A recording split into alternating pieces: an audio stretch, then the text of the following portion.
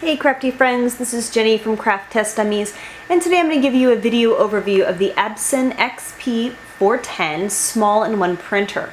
So this is, as the name suggests, kind of a smallish printer. I'm going to actually show you with the measuring tape here. It's going to measure about 12 inches deep and about 15 inches wide. So it takes a pretty low amount of table space to use. It also has some space-saving features like, the pull-out tray for your paper feed, and up here in the front you can pull out this tray to hold your paper when it comes out the front. Also, your display, there's a little latch under here, allows it to come forward and click up.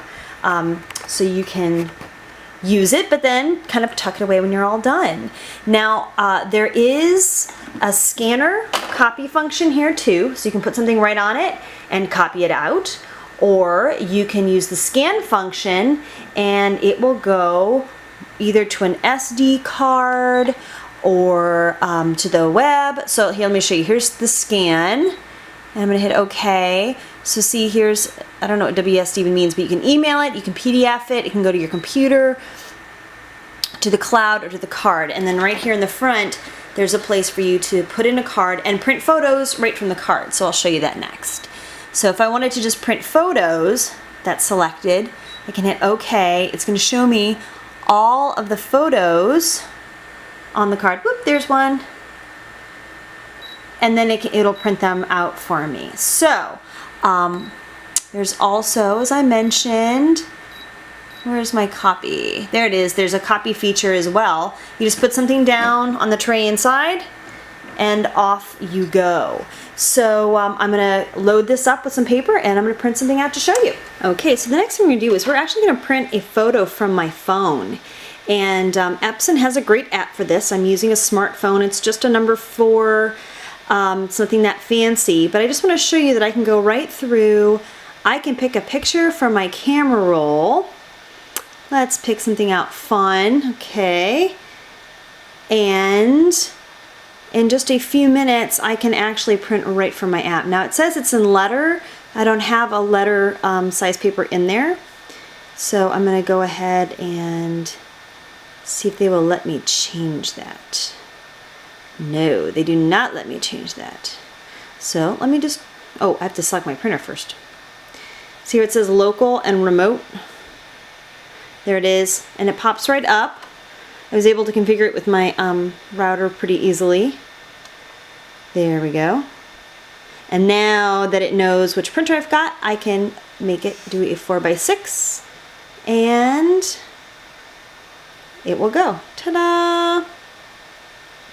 So I really like this feature. I like the fact that I can go ahead and print something from my phone right to the printer without any extra wires or cables. Now, theoretically, I should also be able to do that with my laptop, which you can see is sitting right here, but I did have to use a cable setup.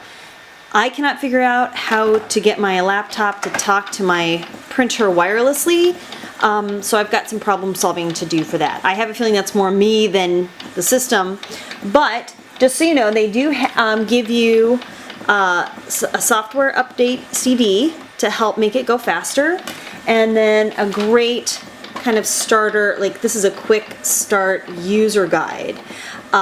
Just so you know too, this machine starts off at about $99 retail USD. And I think that that's an amazing price, considering that it's like getting a copier and a scanner and then the printer all in one. So I'm kind of impressed. Now I am going to tell you, this thing is not fast. As you can tell just from this, it kind of takes its good old sweet time. This isn't one of those ones that, it's like zoop and you're done. But I'm happy with the quality, and so I'll be back in just a minute to show you what that's like. So now let's take a look. At print quality. Literally just a second after I ended that last video, this was all done printing out, and as you can see, it's on like a semi-matte piece of photo paper. The colors are nice and rich and vibrant. There was no streaking. As soon as it came out, it was dry and ready to use. So then I have to try it out on different things, right? So this is a sheet of magnet paper, And again, nice, pretty, bright, crisp images. That's our first day of school. I also tried it on shrink plastic. Now, I printed this out yesterday, and notice what's still happening. The shrink plastic is just not nearly porous enough to, you know, dry on it. So I could theoretically cut this up and try and shrink it, but I'm thinking you'd have to scuff up the surface first. But anyways, I would not recommend it for shrink plastic because it's going to smudge, even if you've let it sit for 24 hours. And here's another glossy print, 5x7. I did some stickers on sticker paper. Really nice effect to that. This is a vinyl window cling, and no smudging, no smearing, nice bright color. Now here's something I tried. I tried to print something out of my Instagram feed on my phone, and for some reason it just doesn't format right. So this is supposed to be a 4x4 photo, and as you can see, it shows to do 4, I don't know, almost to print it out like it's a 6-inch square. I tried the same thing again on a 5x7. It still doesn't know how to format it. So just, that's a little quirk that I haven't figured out how to print out a 4x4 photo on a 4x6 without it trying to blow it up the biggest it can.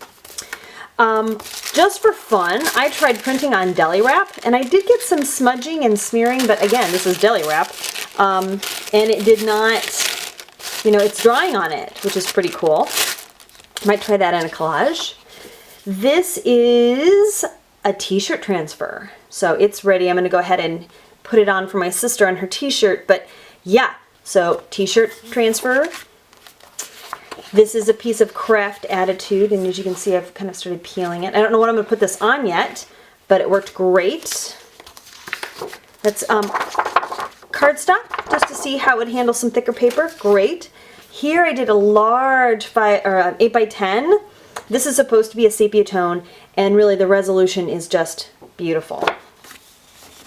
For those of you who want to know about fabric, this is a piece of sticky back canvas from Claudine Helmuth's line at Ranger. So yes, it will print on fabric. Look how pretty.